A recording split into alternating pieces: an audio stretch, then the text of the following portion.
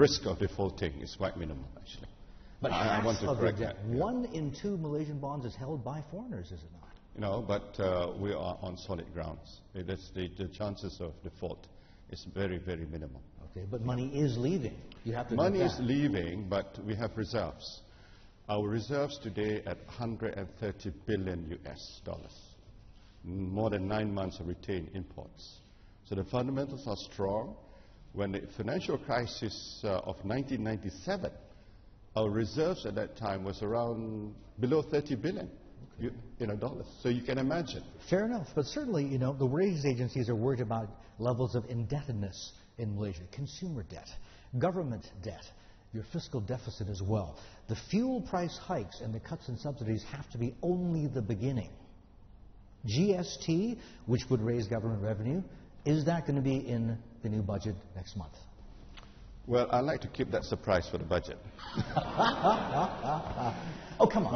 But the general principle is that we must strengthen the revenue base in this country. Yeah. And that's important. And we must spend prudently. We must keep our debt in check. But I'm a strong believer in pro-growth policies.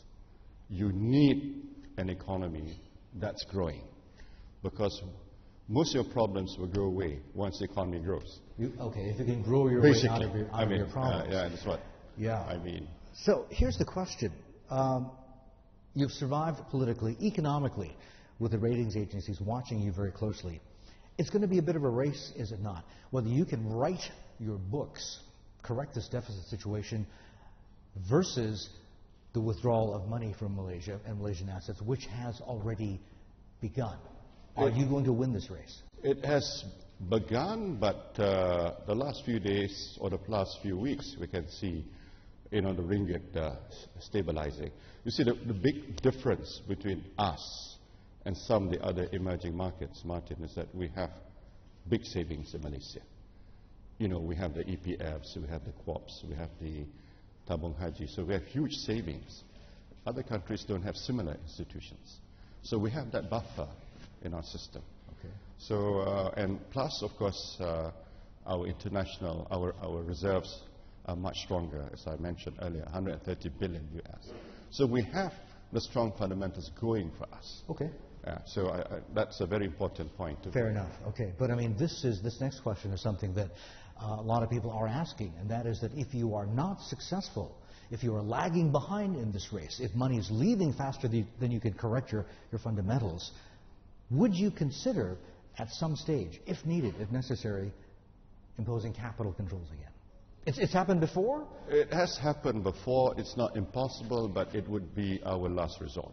Okay. Because I believe that we should use other instruments. Okay.